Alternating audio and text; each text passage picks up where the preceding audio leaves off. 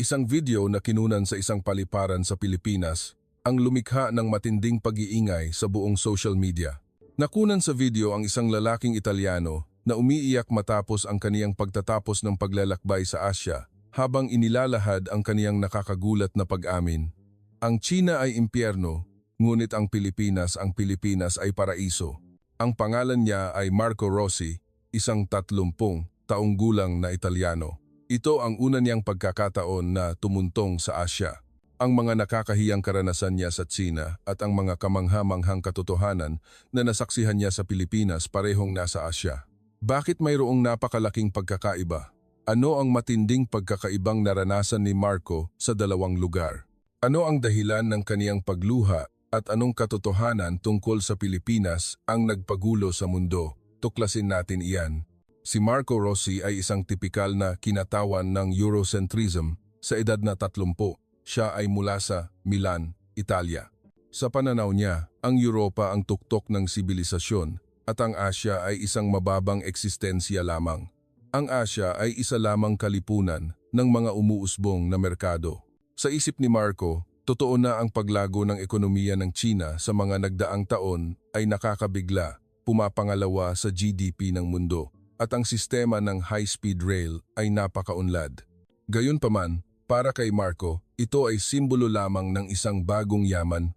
Maaari nilang isipin na kaya nilang gawin ang lahat gamit ang pera, ngunit ang tunay na kultura at dangal ay ibang usapan, sabi niya sa sarili. Dahil sa kaunting kaalaman tungkol sa kulturang silangan mula pagkabata, si Marco ay mayroon ding komplikadong damdamin para sa Pilipinas. Narinig niya na ang Pilipinas ay tanyag sa adobo at sa mabubuting tao, ngunit sa isang antas, minamaliit pa rin niya ang modernong Pilipinas. Nabalitaan niya na mayroon itong mayaman na kasaysayan, ngunit ngayon, ito ay marahil kasing kahulugan lamang ng halo-halo at ng mga kapehan sa kalsada. Kung ikukumpara sa kasaysayan ng Europa, ang Asya ay parang isang bata. Nang bigyan siya ng nobya ni Marco, na si Francesca ng isang biyahe sa Asya bilang regalo sa kaniyang 30 kaarawan, wala talaga siyang ganang umalis. Gayunpaman, ang mga destinasyon ng mga umuunlad na bansa ay hindi kailanman maihahambing sa Europa. Bago umalis, sinabi niya nang may katiyakan sa kaniyang mga kaibigan, ang China at ang Pilipinas ay mga lugar lamang na maraming Asyano. Marahil ay halos pareho lang ang pakiramdam, maraming tao, maingay, at ang serbisyo ay marahil kaswal lamang. Sa katunayan, ayon sa mga istatistika, tila tama ang pag-iisip ni Marco. Sa ranking ng kasiyahan ng turista, ang Italia ay pang-5 sa mundo, ang China ay ika-47 at ang Pilipinas ay nasa ika-31 lamang. Tingnan ninyo, ang datos na ang nagsasalita, may kumpiyansang sabi ni Marco. Sa internasyonal na ranking ng serbisyo sa paliparan, ang Fiumicino Airport sa Roma, Italia, ay kabilang sa mga nangunguna sa Europa. Ang mga paliparan sa Asya ay tiyak na magiging magulo tulad ng isang palengke. Sa sandaling iyon, hindi inakala ni Marco na ang kaniyang mga nakaugalian na pagtatangi ay tuluyang masisira sa paglalakbay na ito. Gabi bago umalis, sinabi ni Marco kay Francesca, "Sige na, ituring na lang natin itong kakaibang karanasan sa kultura. Marahil ay medyo interesante, ngunit sa huli, pinakamaganda pa rin sa bahay."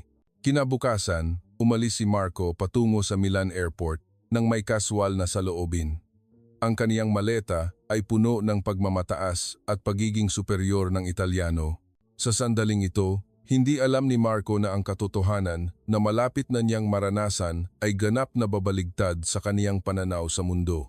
Sa sandaling tumuntong siya sa Shanghai Pudong International Airport, nagbago ang mukha ni Marco. Ang pagod na katawan matapos ang 14 na oras na paglipad ay humarap sa mas matinding pagsubok.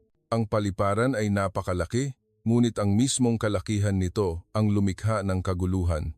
"Patawad, nasaan ang immigration check?"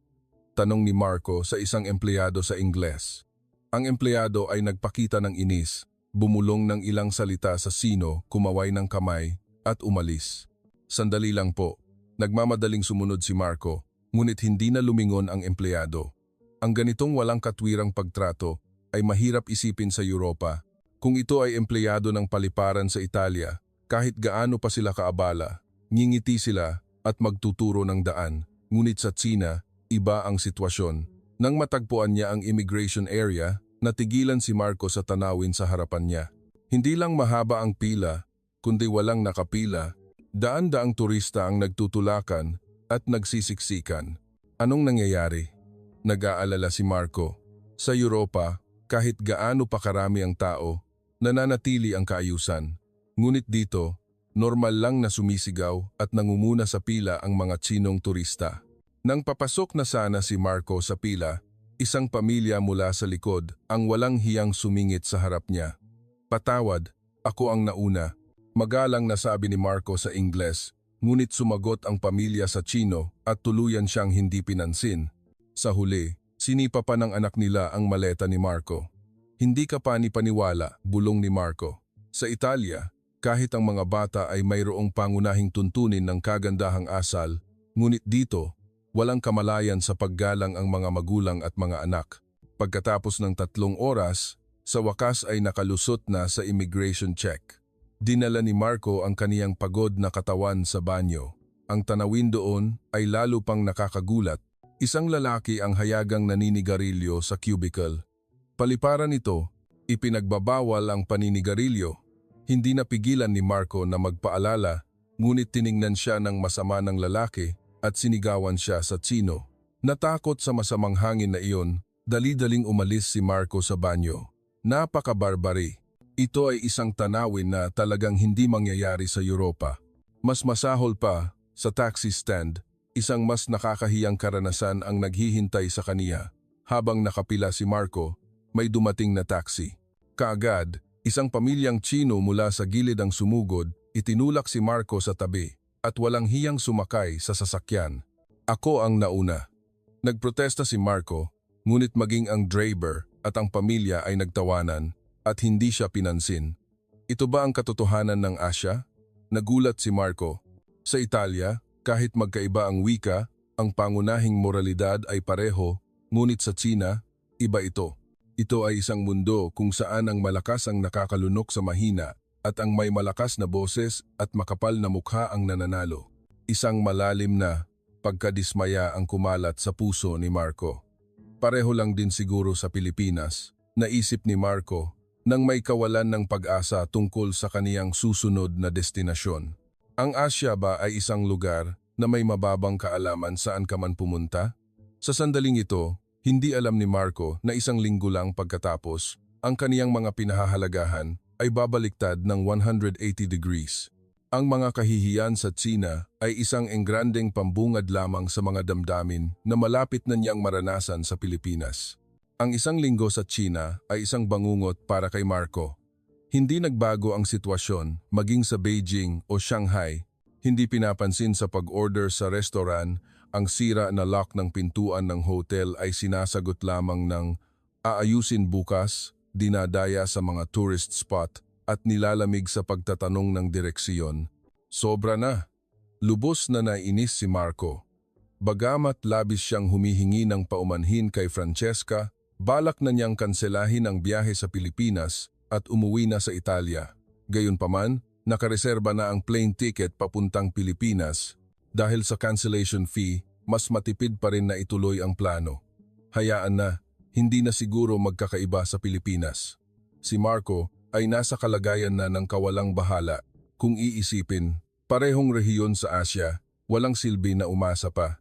Maging sa check-in para sa flight papuntang Ninoy Aquino International Airport sa Maynila, napakasama ng ugali ng mga empleyado ng paliparan sa Tsina. Binalik ng empleyado ang pasaporte ni Marco na parang itinapon at malamig na sinabi, "Susunod." Sa loob ng eroplano, ang mga Tsinong pasahero ay maingay na nag-uusap sa loob ng 2 oras na nagdulot ng matinding sakit ng ulo kay Marco. Ito na ang huli. Pagkatapos ng biyahe sa Pilipinas, hinding-hindi na ako pupunta sa Asya, nanumpa si Marco sa kaniyang sarili. Lumapag ang eroplano sa NAIA Terminal 3, Maynila. Gayunpaman, mula pa lamang sa sandaling pagbaba niya, napansin ni Marco na mayroong kakaiba. Iba ang hangin. Ang paliparan sa Tsina ay laging binabalutan ng mabigat at nakakabigat na kapaligiran, ngunit ang hangin sa NAIA ay napakalinaw at hindi niya maintindihan kung bakit ito nakakagaan ng loob. Guni-guni ko lang ba? Ikinumpas ni Marco ang ulo. Sa daan patungo sa immigration check, isang mas nakakagulat na bagay ang nangyari. Ang mga karatula ay hindi lang Tagalog, Ingles, Hapon at Koreano, kundi mayroon ding karatula sa Italyano. Hindi maaari. Hindi makapaniwala si Marco. Sa Tsina, maraming lugar ang mali pa ang Ingles, ngunit sa Pilipinas, pinapansin pa nila ang kaniyang sariling wika, ngunit ito ay dahil lang sa naiya. Gayunpaman, ito ay isang internasyonal na paliparan, bulong ni Marco sa sarili. Ngunit nang pumasok siya sa immigration area, isang mas malaking sorpresa ang naghihintay. Sa Tsina, mayroon lamang ilang empleyado na may malamig na saloobin, ngunit sa Pilipinas, mayroong higit sa 10 empleyado at bawat isa ay nakangiti upang gabayan ang mga turista. Maligayang pagdating sa Pilipinas. Maaari ko po ba kayong tulungan? Tanong ng isang empleyado na nagngangalang Juan Torres o JT kay Marco sa matatas na Ingles. Ang ngiti na iyon ay hindi pilit, kundi nagpapahiwatig ng taos-pusong pagtanggap. Saan po ang pila para sa mga dayuhan? Nag-aalinlangang tanong ni Marco. Sa Tsina, mahirap kahit magtanong. Dito po, samahan ko po kayo. Magalang na sinamahan ni JT si Marco hanggang sa dulo ng pila. Kung may anumang problema, magtanong lang po kayo. Ang pagiging palakaibigan na iyon ay lubos na ikinagulat ni Marco. Habang nakapila, nakita niya ang isang pares ng Espanyol sa harap na tila nahihirapan. Tila hindi sila nakakapagsalita ng Ingles, kaya nahihirapan silang makipag-usap sa empleyado. Kung ito ay sa Tsina, tiyak na hahayaan lang sila. Ngunit sa Pilipinas, iba. Gumamit si JT ng walkie-talkie at kaagad, isang babaeng empleyado na nagngangalang Maria ang dumating na marunong magsalita ng Espanyol. Ano po ang maitutulong ko sa inyo? Nang marinig ang matatas na Espanyol ni Maria, gumaan ang loob ng mag-asawa, nasaksihan ni Marco ang eksenang ito at nagulat ng husto. May mga empleyado na marunong magsalita ng Espanyol? Kahit sa paliparan ng Italia, bihira ang mga empleyado na kayang gumamit ng maraming banyagang wika. Ngunit sa Pilipinas, tila ito ay isang obvious na pag-aayos. Anong klaseng sistema ng edukasyon mayroon ang Pilipinas? Nagulat si Marco. Ang mas nakakagulat pa sa kaniya ay ang bilis ng pagproseso. Ang immigration check na tumagal ng 3 oras sa Tsina ay tumagal lamang ng 20 minuto sa Pilipinas, parehong mahusay at maalalahanin sa bawat tao. Ang ganitong serbisyo na nakakakuha ng 2 birds with 1 stone ay nagbigay damdamin pa kay Marco. Ito ba ang tunay na kakayahan ng Pilipinas? Iyon ang sandali na ang unang malaking bitak ay lumitaw sa mga pagtatangi ni Marco. Bagamat natapos na ang immigration check, sa kaibuturan ng puso ni Marco, mayroong damdamin na ayaw niyang aminin na sumisibol. Ang paliparan ay mukha ng bansa. Siyempre, kailangan nilang mamuhunan. Kinumbinsi ni Marco ang sarili, ngunit pagdating sa lungsod, marahil ay katulad din ng Tsina. Nakaupo sa grab taxi mula sa paliparan papunta sa sentro ng lungsod, komplikado pa rin ang isip ni Marco. Malinis ang sasakyan, magalang ang driver, at nagpapatugtog ng malambing na OPM. Ngunit naisip ni Marco, marahil ito ay dahil lang sa Maynila. Gayunpaman, ito ang pinakamalaking lungsod sa Pilipinas. Ang pagiging malinis ay nararapat. Ang Milan sa Italia ay iba rin sa ibang lugar. Sa loob ng sasakyan, pinagmasdan ni Marco ang mga Filipino sa paligid. Naalala niya na sa Tsina, sa mga pampublikong sasakyan, maraming tao ang nagsasalita sa telepono ng malakas, napakaingay. Gayunpaman, sa kalye ng Maynila, bagamat marami ang sasakyan, mayroong nakakagulat na kaayusan. Ang mga tao ay gumagalaw ng maingat at bihira siyang makarinig ng busina. Tila ang lahat ay may tiyak na pasensya. Mas maayos nga, umamin si Marco. Ngunit kaagad siyang naghanap ng ibang dahilan. Marahil ay dahil lang sa ang mga Filipino ay mas sarado ang loob, hindi kasing init at kasing bukas ng loob tulad ng mga Italyano. Marahil ay pinipigilan din nila ang inis sa kanilang puso. Nang dumating sa hotel, naligaw si Marco.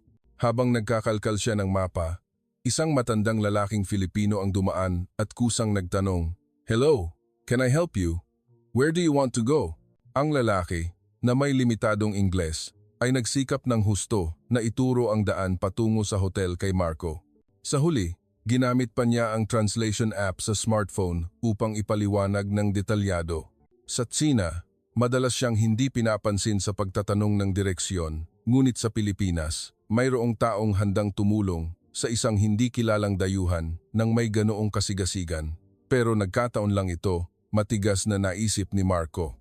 Nagkataon lang na nakakita ng isang mabuting tao, hindi lahat ng Filipino ay ganoon. Nang mag-check-in sa hotel, perpekto rin ang saloobin ng receptionist. Matatas na Ingles, detalyadong paliwanag, at ngiti na nagmumula sa puso. Isang malaking pagkakaiba sa mga hotel sa China. Marahil ay dahil ito ay isang mataas na kalidad na hotel, pilit na naghanap ng dahilan si Marco, basta magbayad, maaari kang mag-enjoy ng magandang serbisyo kahit saan. Gayunpaman, sa buffet breakfast kinabukasan, muling nanghina ang pag-iisip ni Marco. Isang server ang bumati sa kaniya sa Italyano. Nang malaman niya na si Marco ay Italyano, buong yorno, magandang umaga. Pagkatapos ay nagpatuloy siya sa usapan sa matatas na Ingles. Taga-Italia po kayo? Nakapunta na po ako sa Roma. Napakagandang lungsod po talaga. Nagulat si Marco. Sa Tsina, dahil siya ay dayuhan, malinaw siyang tinrato ng may diskriminasyon. Ngunit sa Pilipinas, sa kabaligtaran, dahil siya ay dayuhan, siya ay tinatanggap.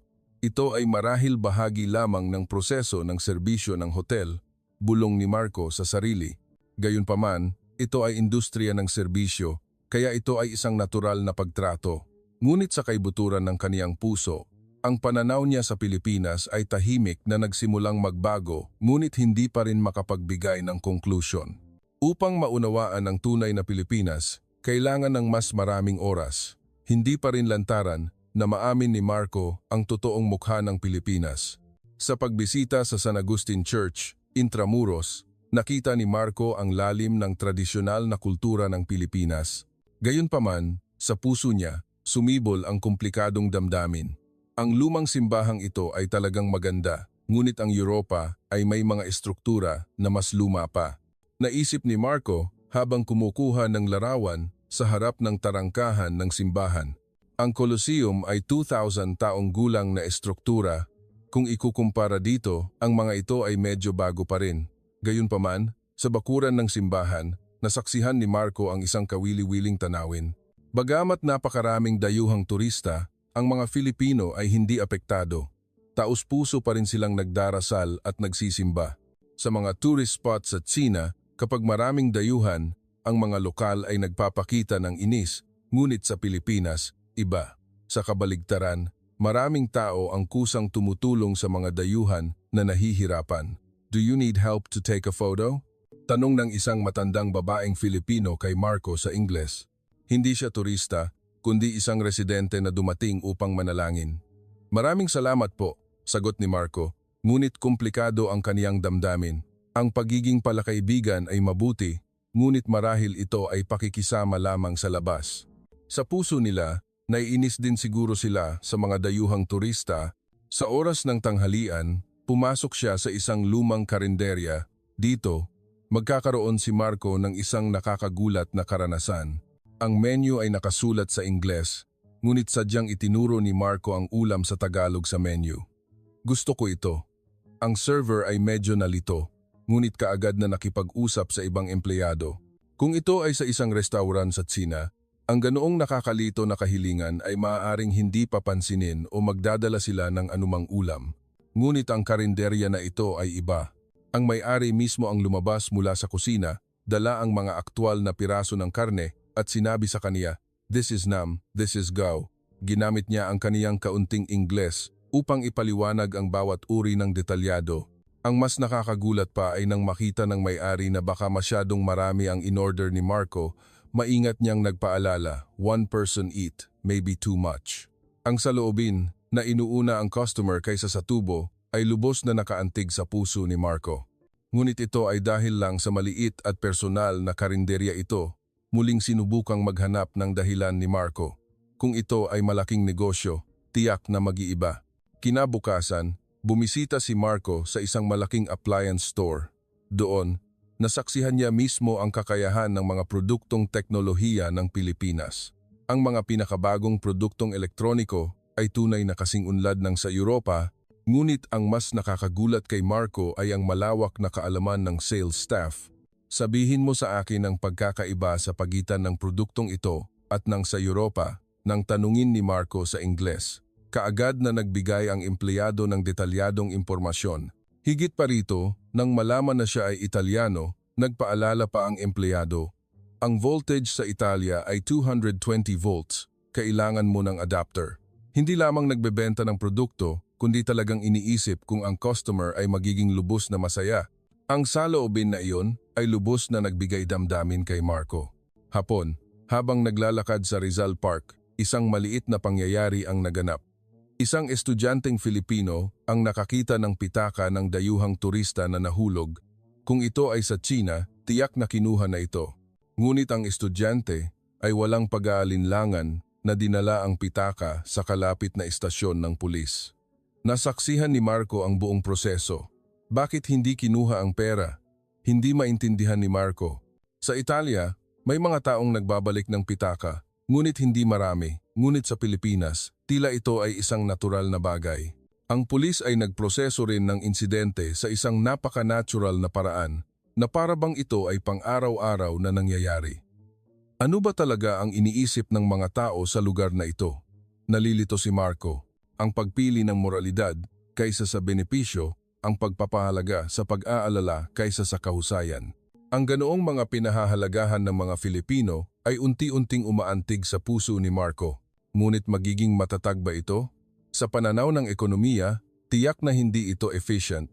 Hindi pa rin lubos na matanggap ni Marco, ngunit sa kaibuturan ng kaniyang puso, isang pag-aalala na baka may mahalagang bagay siyang nakaligtaan ang nagsimulang sumibol.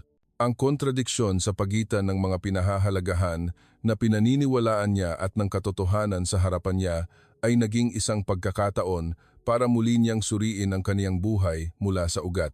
Sa huling gabi sa Intramuros, Maynila, magkakaroon si Marco ng isang karanasan na magpapabago sa kaniyang buhay.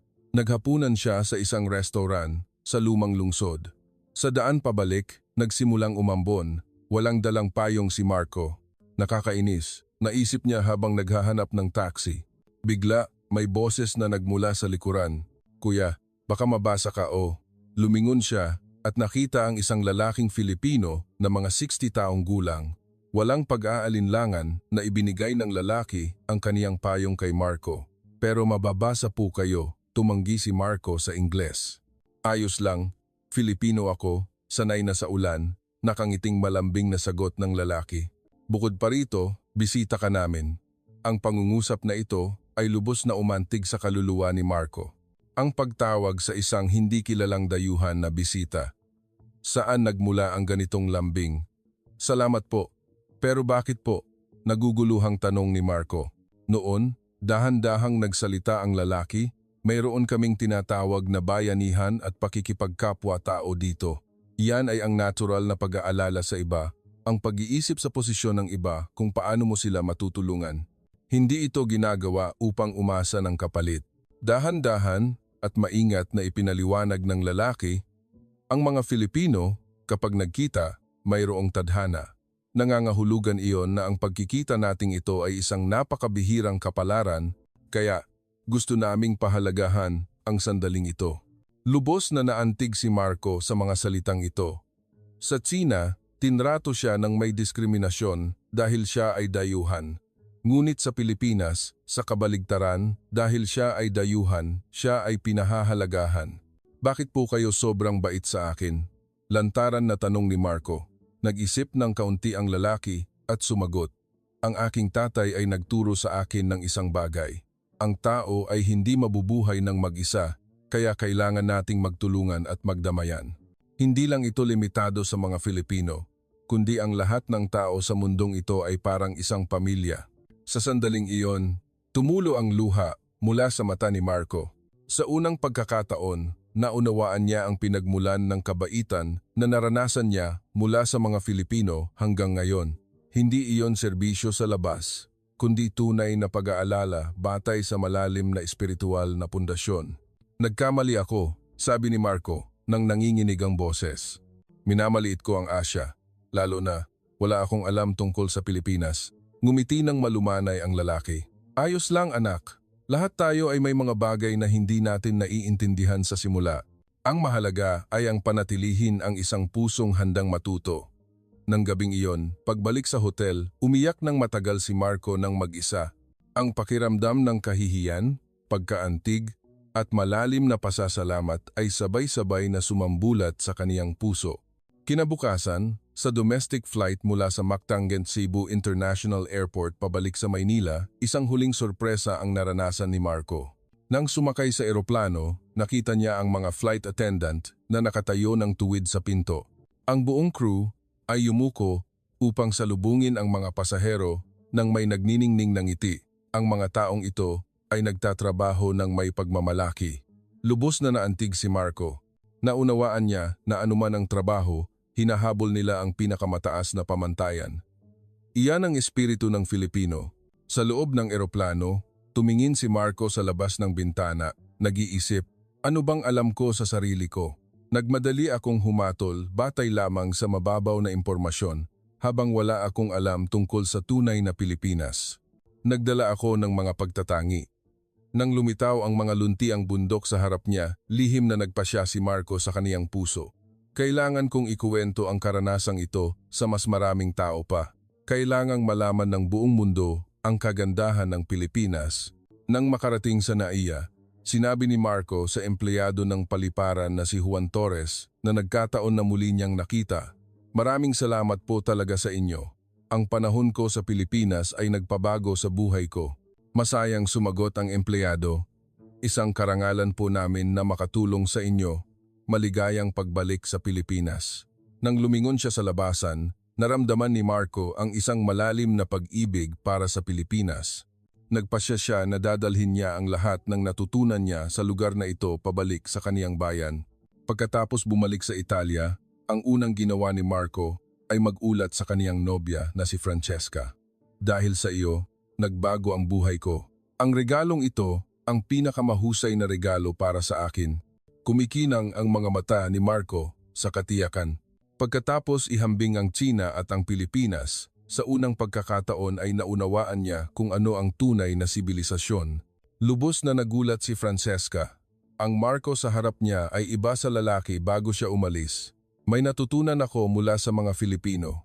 Mahinahong nagsimulang magkuwento si Marco. Ang tunay na kasaganaan ay hindi lamang materyal na kasaganaan, ang kasaganaan ng kaluluwa, ang espiritual na paglago, ang pinakamahalaga. Kinabukasan, tinipon ni Marco ang kaniyang mga kaibigan at ikinuwento ang kaniyang karanasan. "Hindi siguro kayo maniniwala, ngunit ang Pilipinas ay isang halos perpektong bansa." Ngumiti ang kaniyang kaibigan na si Luca at nagsabi, "Imposible. Ang bawat bansa ay may mga problema, hindi ba?" Ngunit si Marco ay seryoso. "Sa simula, iyon din ang naisip ko. Ngunit pagkatapos kong maranasan mismo, doon ko lang naunawaan." Sunod-sunod na ibinahagi ni Marco ang mga konkretong halimbawa, ang perpektong serbisyo sa paliparan, ang kalinisan at kaayusan ng lungsod, ang pag-aalala at pagiging taos-puso ng mga tao, at ang pinakamahalaga, ang kabaitan na hindi nangangailangan ng kapalit. Ang lahat ng iyon ay nagmumula sa malalim na kultura at pagmamalasakit sa kapwa. Iyan ay isang bagay na hindi kailanman magagawa ng mababaw na panggagaya. Unti-unting naakit ang mga kaibigan sa masiglang talumpati ni Marco. "Talaga bang napakaganda ng naranasan mo?" "Oo, 100% totoo," tiniyak ni Marco. Sa katunayan, nag-record ako ng video. Kinuha ni Marco ang kaniyang telepono at sinimulang i-play ang clip. Naitala niya ang kaniyang mga karanasan sa Pilipinas, ang pagiging maalalahanin ng mga empleyado ng paliparan, ang lalaking nagbigay ng payong sa kaniya sa kalye, ang propesyonal na saloobin ng cabin crew. At sa huli, ang luhaang si Marco mismo ang naglalahad ng kaniyang pasasalamat. "Nagkamali ako. Binago ng Pilipinas ang buhay ko. Gusto kong iparating ang karanasang ito sa mas maraming tao pa." Ang mga kaibigan na nanood ng video ay lubos na naantig. "Marco, bakit hindi mo ito i-post sa social media?" Suhestyon ni Luca. "Kailangang malaman ito ng buong mundo." Nag-atubili ng kaunti si Marco, "Pero hindi naman ako sikat." "Ayos lang, pinalakas ni Francesca ang loob niya. Ang karanasan mo ay tiyak na aabot sa puso ng maraming tao. Nang gabing iyon, naglakas loob si Marco na i-upload ang video sa internet. Ang pamagat ay ang tunay na sibilisasyon na natutunan ko sa Pilipinas. Sa simula, inakala niya na ang pamilya at mga kaibigan lamang ang manonood. Ngunit nang magising siya kinabukasan, lumampas na sa 100,000 ang views. Ang comment section ay punong-puno ng mga mensahe ng pasasalamat mula sa buong mundo. Gusto ko ring pumunta sa Pilipinas. Ang karanasan ni Marco ay lubos na nakaantig sa akin. Bilang isang Filipino, ipinagmamalaki ko ito. Isang linggo pagkatapos, lumampas na sa 1 million ang views ng video. Ang mga imbitasyon sa panayam mula sa mga estasyon ng telebisyon at media ay dumarating ng sunod-sunod. Ito ang gusto kong iparating. Nasiyahan si Marco. Hindi ang mababaw na paghahambing, kundi ang pagkakaiba sa mga pangunahing pinahahalagahan. Napakaraming matututunan mula sa Pilipinas. Makalipas ang kalahating taon, bumisita muli si Marco sa Pilipinas. Sa pagkakataong ito, kasama niya si Francesca. Sa NAIA, nagkataon na muli niyang nakita ang empleyado na si Juan Torres. "Hello sir, nandito na naman po kayo." Masayang ngumiti si JT. "Ang mga sinabi mo noong nakaraan ay nagpabago sa buhay ko." Yumuko ng malalim si Marco. Sa pagkakataong ito, gusto kong iparating ang kagandahan ng Pilipinas sa taong mahal ko. Pagkatapos, nagsimulang makibahagi si Marco sa mga aktibidad ng pagpapalitan ng kultura na nag-uugnay sa Pilipinas at Italia. Ang kaniyang video ay patuloy na tinatangkilik ng mga tao sa buong mundo hanggang ngayon. Ang tunay na pagkakaunawaan sa internasyonal ay nagsisimula sa pagtatapon ng pagtatangi at pagsisikap na unawain ang iba. Iyan ang pinakamahalagang aral na natutunan ni Marco sa Pilipinas.